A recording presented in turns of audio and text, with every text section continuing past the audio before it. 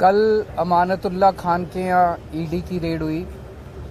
ये कोई पहला मौका नहीं है जब प्रधानमंत्री जी ने आम आदमी पार्टी के नेताओं पे रेड कराई है। जब से हमारी सरकार बनी है दिल्ली के अंदर, प्रधानमंत्री मोदी जी की पूरी कोशिश है, पूरी कोशिश है कि किसी भी तरह से आम आदमी पार्टी को कुचल दिया जाए, ख़त्म कर दिया जाए। जैसे हमारी सरकार बनी 2015 में, 2016 में इन्होंने शुंगलू कमेटी बिठाई। शुंगलू कमेटी ने हमारी दिल्ली सरकार के तब तक जितने काम किए थे 400 फाइल मंगाई, 400 साढ़े 400 फाइलें मंगाई। सारी फाइलें बड़े बड़े अफसरों ने बैठ के जांच करी और एक पैसे का, नए पैसे का भी घोटाला नहीं निकला। उसके बाद मोदी जी ने हमारे एमएलएज के ऊपर झूठे झूठे केस करने चालू कर दिए।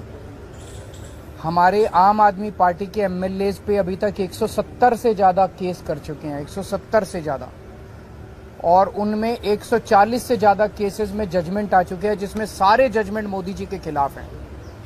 सारे जजमेंट हमारे पक्ष में आए हैं कि झूठा केस किया गया हमारे एमएलए के खिलाफ, झूठी एफआईआर की गई, झूठी गिरफ्तारी की गई, गलत गिरफ्तारी की गई। उसके बाद इन्होंने पिछले 2 साल से हमारे मंत्रियों को और सीनियर नेताओं को अब गिरफ्तार करना चालू किया। इन्होंने सत्येंद्र जैन को गिरफ्तार किया, इन्होंने मनीष सिसोदिया को गिरफ्तार किया, इन्होंने संजय सिंह को गिरफ्तार किया, इन्होंने कल अमानतुल्लाह खान के यहाँ ईडी की रेड की।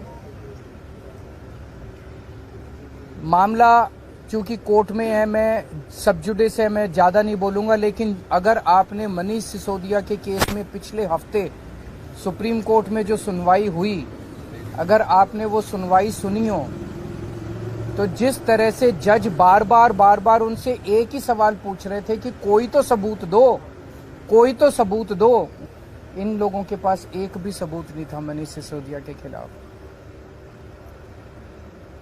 तो इसका मतलब सारे के सारे केसेस झूठे किए जा रहे हैं।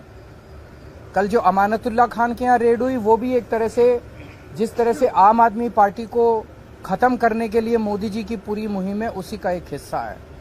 आज तक एक नए पैसे का कहीं कोई हेराफेरी नहीं निकली। मैं नरेंद्र मोदी जी को चैलेंज करता हूं, आप इतनी इंक्वायरी हमारी, बोले बस घोटाला कर दिया केजरीवाल ने, सड़कों का घोटाला कर दिया, बिजली का घोटाला कर दिया, पानी का घोटाला, इतने घोटाले, इतनी जांच करा ली।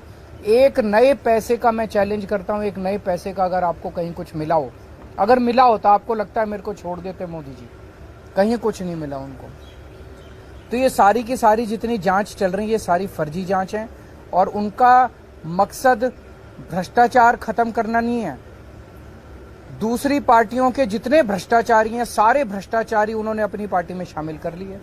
हमने देखा महाराष्ट्र के अंदर अभी 2 दिन पहले जिन नेताओं को चिल्ला कर मोदी जी ने कहा कि इन्होंने 70,000 करोड़ का घोटाला कर दिया, उन सारे भ्रष्टाचारियों को, जो मोदी जी की नजर में भ्रष्टाचारी थे, उनको उन्होंने अपनी पार्टी में शामिल कर लिया।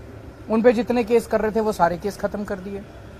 तो भ्रष्टाचार, गुजरात के अंदर मोरबी ब्रिज गिर गया, मोरबी ब्रिज, कितने लोगों की मौत हो गई, कोई ईडी की रेड नहीं हुई, कोई सीबीआई की रेड नहीं हुई।